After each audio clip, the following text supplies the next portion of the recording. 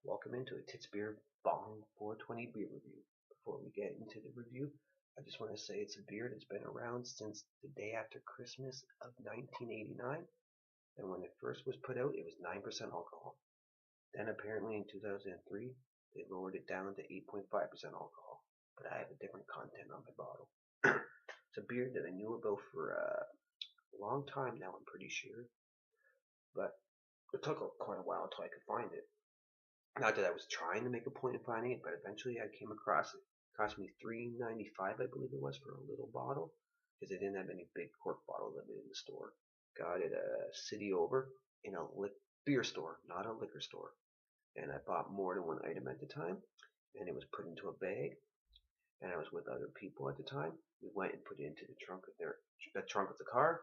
And as soon as we got into the car, they're asking me, do I smell a skunked beer smell or a skunked marijuana smell? I could not smell a single thing skunked, I told them.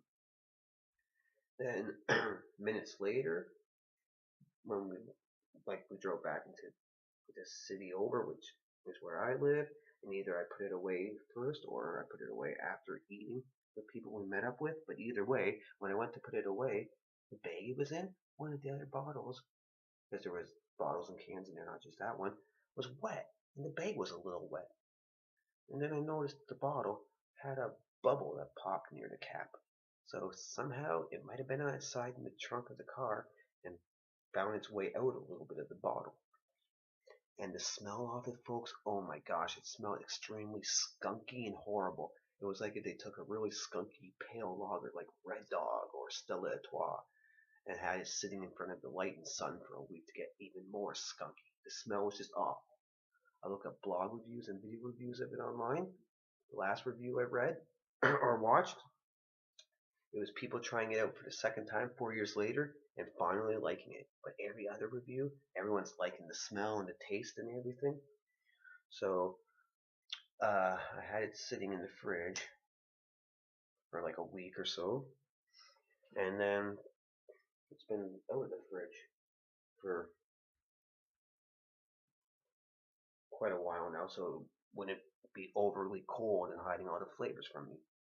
So we're looking at, folks, a Belgian beer here that comes in, my version, 8.7% alcohol, Delirium Tremens. The name is basically the DTs that like those alcoholics when you have the alcohol withdrawal would get. But yeah, somehow in the bag, this leaked a little bit, and there was like a bubble at the top here. And the smell, when I went to smell it that day, like I told you, it smelled like an extremely highly skunked pale lager and just had an awful smell. And whatever the people in the car could smell, they thought it was pretty awful smelling too. Now on the back here it says it's 330 milliliters, so 11 ounces, 1 ounce shy of a full serving. 8.7%. Extra strong Belgian beer. Delirium is triple fermented to give you a beautiful, strong, golden blonde Belgian beer with a creamy white head.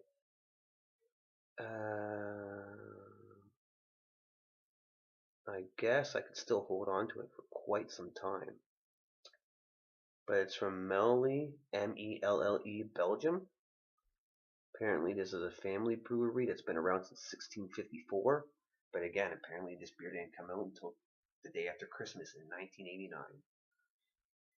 And somehow mine leaked a bit on the travel home and smells horrid. So I don't know what happened all that time in the fridge, but whatever. Well, that now we'll give it a try and get it out of the way. And apparently the cap underneath all the tin foil is just supposed to be the color blue.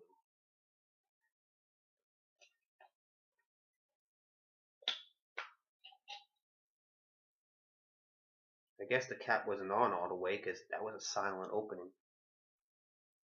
I can see there's liquid in there. I can smell a little something, kind of fruity and spicy, not skunked and horrible like before. Yeah, it smells different now, folks. I think it was cold when I got it in the store, but when I was taking it out of the bag, like I said, it was a little bit wet, and so was another product in the bag, and it had that horrible skunk lager smell. But right now, just a little faint hint of that smell, mostly.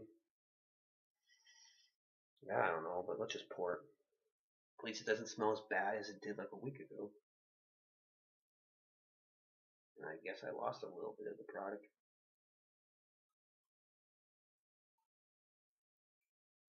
And the cap was so quiet. Yeah, something went weird with my bottle, folks, because for one, the cap was extremely quiet coming off, no hiss or anything, so it must have been loose. Plus, I've seen other bottles of beers and wines and other liquid containers undersides and trunks before, rolling around and stuff, and they don't leak.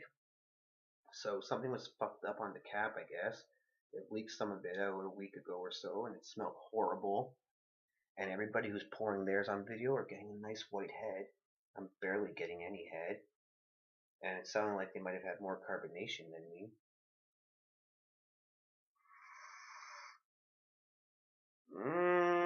Nothing special smelling out of this Belgian beer to me. But then again, I probably have a bad batch or something. It's just smelling like a light sweet ale. That I don't know. I don't know how to explain the smell. I don't know. It's like you can tell it's gonna be like a sweeter, boozier beer, I guess. But it's very light, whatever I'm smelling. Anyways, cheers.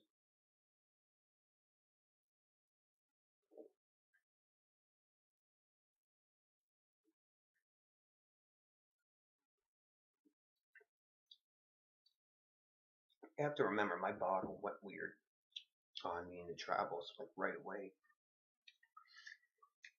So that's probably why I had no head.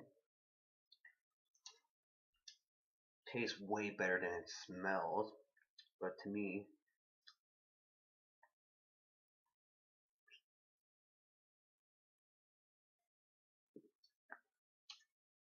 everything's just very light about it. It just tastes like a light Belgium style ale. Can't really say if I'm tasting spices and fruits and what I'm tasting because I'm not sure what that taste is. But everything about it seems kind of light. A light sweetness, um, a light fruitiness, no taste of the alcohol, but as I'm saying that, I'm feeling a tiny little bit of a warmth kicking in. Actually, the warmth's not light. So yeah, my batch has gone weird and made everything just very light, but you can tell it tastes like those Belgium kind of lagers. Or what Belgian beers, I mean, not lager.